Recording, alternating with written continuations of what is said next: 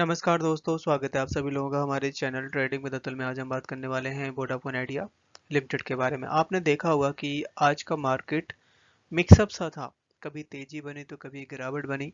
यहाँ तक कि निफ्टी 50 है जो कि गिरावट के साथ ही क्लोजिंग दिया है। बैंकिंग सेक्टर है, स्मॉल कैप का इंडेक्स है, यहाँ तक कि आपका आईटी सेक्टर, सब में बड़ी गिरावट देखने को मिली। बट अपने स्टॉक में काफ़ी अच्छी तेजी बनती हुई दिखाई दी, क्योंकि मंडे को कंपनी के रिजल्ट निकल के आए थे और रिजल्ट का रिएक्शन मंगलवार को दिखाई दिया और उस समय 5 से 6% तक की बड़ी गिरावट का क्लोजिंग दिया था। पर गाइस, आज के दिन मल्टीपल खबर्स हैं, खासकर वोडाफोन आइडिया, यहाँ तक कि कुछ टेलीकॉम डिपार्टमेंट की तरफ से जो भी नोटिस भी जारी किए गए हैं, रेटिंग भी मिली है, यहाँ तक कि आने वाले टाइम में कैसी परफॉर्मेंस रह सकती है। तो प्लीज़ वीडियो के लास्ट तक बने रहे, और अगर आपको थोड़ी सी भी हेल्प हो रही है इस वीडियो से तो प्लीज़ लाइक सब्सक्राइब करना ना भूलें।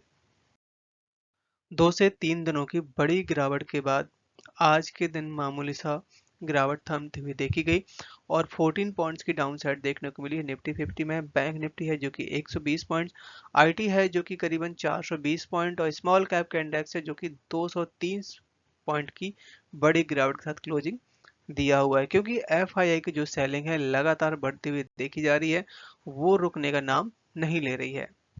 आज का मार्केट वोडाफोन आइडिया के लिए काफ़ी अच्छा साबित हुआ और 80 करोड़ का वॉल्यूम बना हुआ था, जबकि मार्केट की बहुत बुरी हालत थी।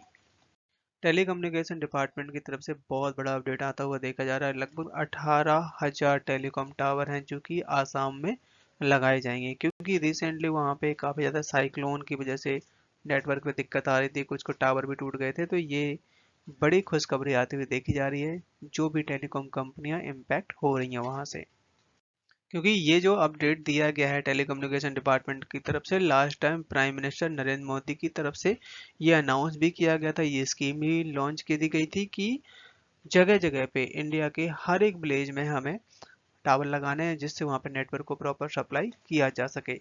तो रिसेंटली यहाँ पे natural fried fluid engage village में जो साइक्लोन आया है उसकी वजह से बहुत सारे टावर तहस नहस हो गए थे।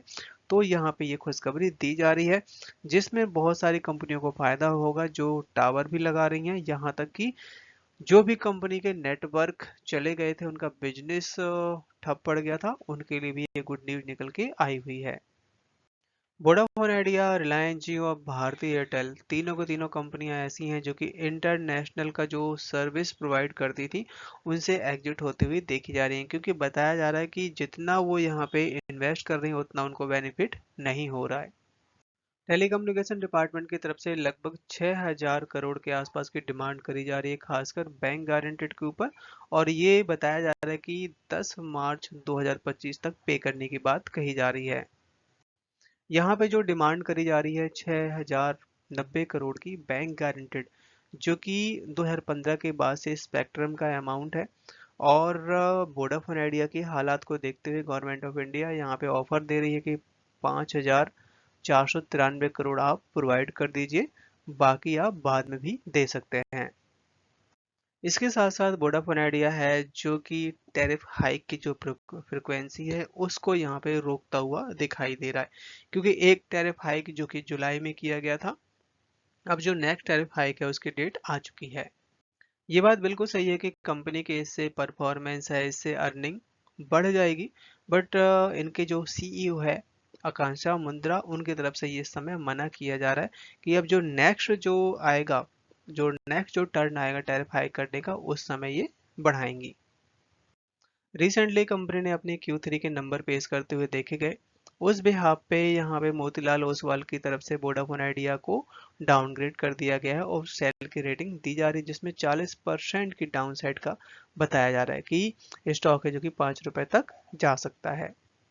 वैसे अगर देखा जाए तो कंपनी के जो Q3 के जो नंबर्स हैं, ठीक ठाक कह सकते हैं, मतलब ठीक ठाक क्या, लॉस में तो है ही, और काफी बड़ा लॉस है। बट अगर वो लॉस आपका 7,000 करोड़ का है जो कि इस समय 6,500 करोड़ का हो जाए, तो आप सोच सकते हैं कि 500 करोड़ का यहाँ पे लॉस कम हुआ है, कंपनी की सेल भी बढ़ी है, यहाँ तक कि कंपनी ने काफी हद तक अपना लोन भी चुका दिया है।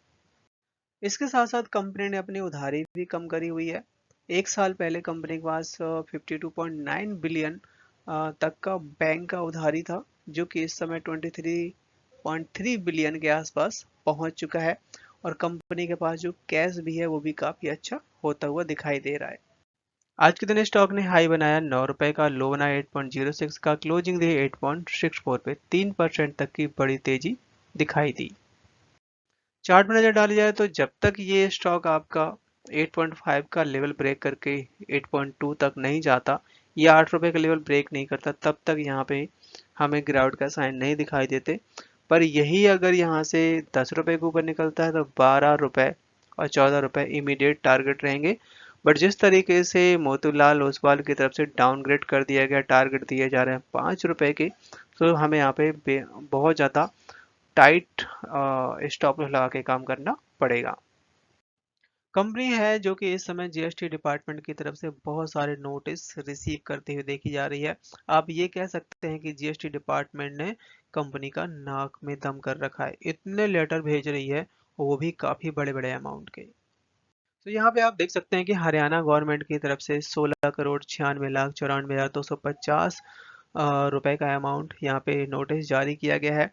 और जिसमें जो मैनेजमेंट है वो नकार देती है कि जो आप पेनल्टी लगा रहे हैं ये भी ठीक नहीं है। इसके साथ साथ यहाँ पे नोएडा गवर्नमेंट की तरफ से भी आप देख सकते हैं कि 1,29,09,265 रुपए का अमाउंट लगाया गया है। और इसी तरीके के इनके पास मल्टीपल नोटिस आ रहे हैं लगभग लगभग जनवरी के महीने से। तीसरा नोटिस है यहाँ पे जम्मू गवर्नमेंट की तरफ से, आप देख सकते हैं कि यहाँ पे भी करोड़ों के हिसाब से नोटिस जारी किया गया है। इसके बाद ये एक सबसे बड़ा नोटिस है दिल्ली गवर्नमेंट की तरफ से, आप देख सकते हैं कि 10,86,10,10,272। तो इस समय मल्टीपल जीएसटी डिपार्टमेंट की तरफ से नोटिस आ रहे हैं जो कि कंपनी को मुसीबत में डाल रहे हैं।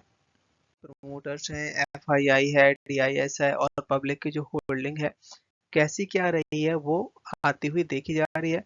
तो अगर हम बात करें यहाँ पे प्रमोटर्स की तो होल्डिंग लगातार कम हो रही है। 50% तक का स्टेक था दिसंबर 2023 में, जो कि इस समय 37% रह जाता है। बात की जाए अगर एफआईआई के बारे में तो एफआईआई के पास 2.27% तक का स्टेक था दिसंबर 2023 में, जो कि इस समय 10% रह जाता है। और जून और सितंबर के क्वार्टर में करीबन 13% तक के आसपास था, तो रिड्यूस किया गया है यहाँ पे एफआईआई की होल्डिंग। डीआईएस के डेटा पे अगर नज़र डाली जाए तो 36% तक का स्टेक था दिसंबर 2023 में, जो कि अब 27% रह जाता है। तो यहाँ पे डीआईएस ने जम के बिकवाली की हुई है।